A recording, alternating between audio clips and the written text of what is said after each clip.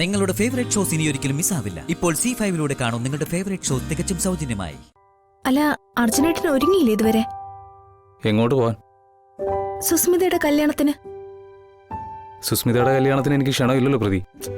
അർജുനേട്ട, അമ്മ അർത്ഥത്തിലൊന്നും അല്ല. പിന്നെ ഏതർത്ഥത്തിലാ പ്രതി? അവരുടെ വീട്ടിൽ ചെന്ന് മുഖത്തടിച്ചതുപോലെ സംസാരിച്ചിട്ട് പോന്നവരാ നീയും വിഷ്ണു. നിങ്ങളോട് അവർക്ക് ക്ഷമിക്കാം, മക്കളാണല്ലോ. ഞാൻ മരുമകനും.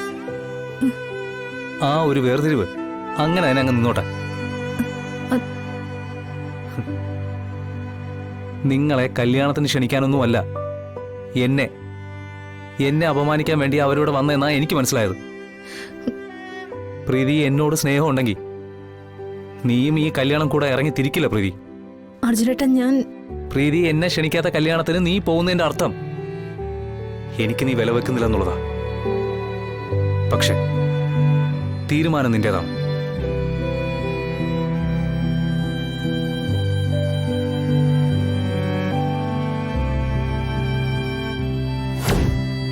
പായസത്തിൽ വിഷം ചേർത്ത് പ്രീതിയുടെ വയറ്റിലുള്ള കുഞ്ഞിനെ കൊന്നത് അന്ന് ആ പോലീസ് സ്റ്റേഷനിൽ ഹാജരായിട്ടുണ്ടായിരുന്നവരിൽ ഒരാൾ തന്നെയാണ് ഈ സുസ്മിത.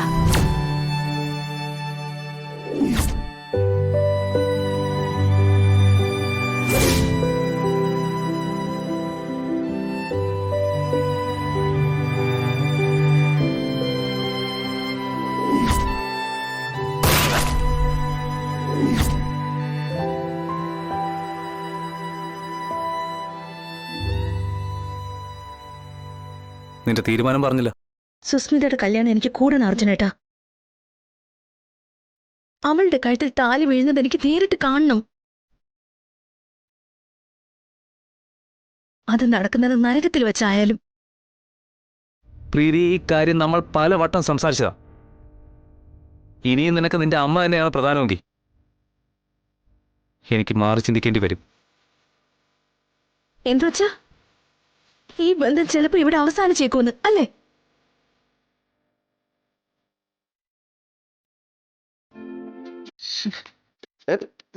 കഴിയില്ലത്. ഇവർക്ക് മാത്രം ഉണ്ടാവും ഇത്ര ഒരുങ്ങാനായിട്ട്. ആ, കുറെ നേരമായി വന്നിട്ട്.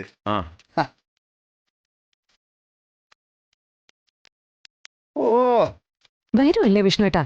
ഓ എന്റെ അമ്മോ, സമാധാനമായി, ഒന്ന് കഴിഞ്ഞു കിട്ടിയല്ലോ. കല്യാണത്തിന് പോകുമ്പോ പെണ്ണുങ്ങൾക്ക് കുറച്ച് ഒരുങ്ങണ്ടേ വിഷ്ണുവേട്ടാ? ഇതാണ് കുറച്ച്. അത് കൊള്ളാം.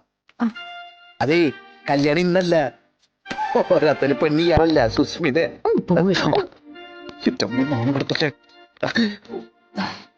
അർജുനേട്ടൻ എന്ത് തീരുമാനം എടുത്താലും ശരി, ഈ കല്യാണം എനിക്ക് കൂടിയേ തീരും. ഇക്കാര്യത്തിലൊരു തീരുമാനം അറിഞ്ഞിട്ടേ ഉള്ളൂ പ്രീതിക്ക് മുന്നോട്ടുള്ള ജീവിതം. നമ്മുടെ കുഞ്ഞു നമ്മുടെ കുഞ്ഞു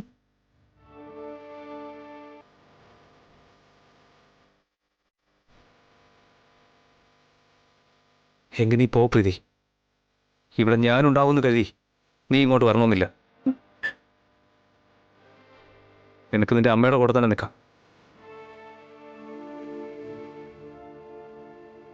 അർജുനേട്ടന്റെ ഇഷ്ടം. ആരേ ഗാഥ? എന്റെ ഒരു ഫ്രണ്ടാ. രോഹിത്, എനിക്കൊരു കാര്യം പറയാനുണ്ട്. പറഞ്ഞോ. നാളെ നമ്മുടെ കല്യാണോ? ഓ, അതാണോ പറയാനുള്ളത്? അതല്ല, നമ്മള് പുതിയൊരു ജീവിതത്തിലേക്ക് കടക്കുക ഞാൻ ഉദ്ദേശിച്ചത്. ഇതുവരെയുള്ളതൊക്കെ മറക്കാൻ ഞാൻ തയ്യാറാ. രോഹിത്തും അങ്ങനെ തന്നെ വേണമെന്നാ ഞാൻ പറയുന്നേ. ഫ്രണ്ടിനോട് പറഞ്ഞതുപോലെ എന്നെ പിടിച്ച് കെട്ടിന്നൊക്കെ പറഞ്ഞ് അഭിമാനിക്കാം രോഹിത്തിന്. ഒരു യുദ്ധം ജയിച്ചു അല്ലേ? പക്ഷേ ഒരു പെണ്ണിനെ സംബന്ധിച്ചിടത്തോളം കല്യാണം എന്ന് പറയുന്നത് ഒരു വഴിത്തിരിവാ.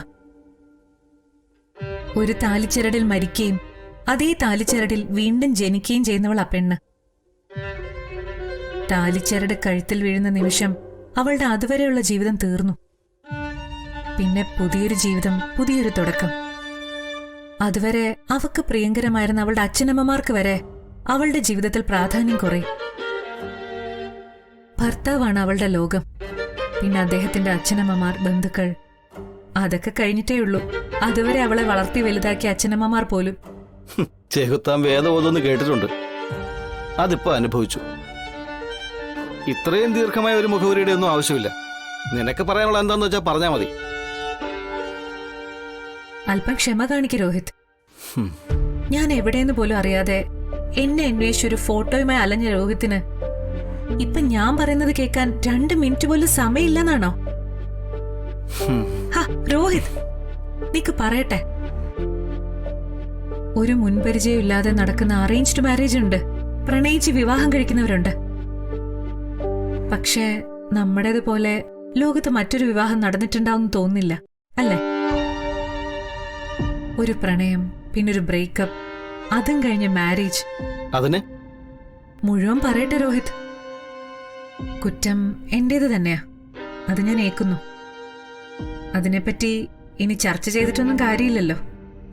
അപ്പൊ ഇതൊരു കുംഭസാരം. അങ്ങനെ വേണമെങ്കിൽ വ്യാഖ്യാനിക്കാം. പറഞ്ഞല്ലോ, തെറ്റുകളെല്ലാം എന്റെ ഭാഗത്ത് മാത്രമാണ് ഉണ്ടായത്. മാപ്പ് പറയുന്നില്ല. പറയുന്നതുകൊണ്ട് അർത്ഥമില്ലാന്ന് മനസ്സിലായതുകൊണ്ട് തന്നെ. പിന്നെ ഒരർത്ഥത്തിൽ രോഹിത്തിന്റെ വിജയം തന്നെയാണല്ലോ ഈ വിവാഹം. എന്നെ ഒരു മനുഷ്യ സ്ത്രീയാക്കി ഈ ഭൂമിയിലേക്ക് കൊണ്ടുവരാനുള്ള ത്യാഗമാണ് ഈ വിവാഹം എന്ന് രോഹിത് പലവട്ടം പറഞ്ഞിട്ടില്ലേ? പക്ഷേ എന്നെ സംബന്ധിച്ച് ഇതൊരു മല്ലയുദ്ധം അല്ല രോഹിത്.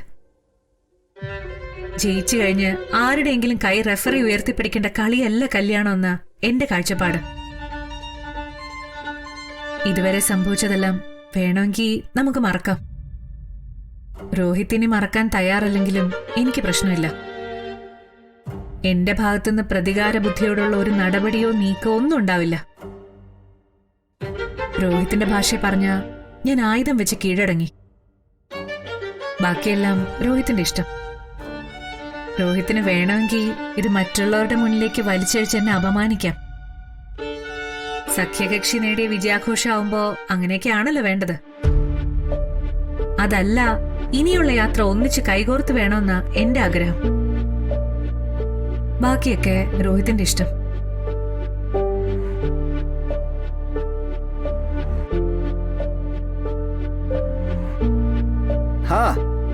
എന്താണ് സുസ്മിത, രണ്ടുപേരും കൂടി ഒരു കിന്നാരം?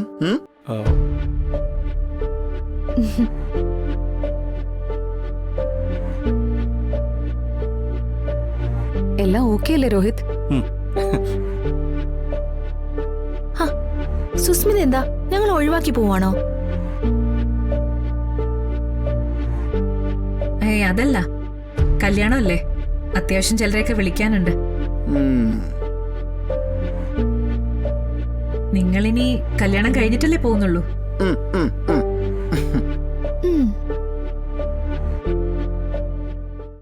ഡൗൺലോഡ് ചെയ്യൂ C5 ആപ്പ്. കാണൂ എല്ലാ എപ്പിസോഡുകളും സൗജന്യമായി.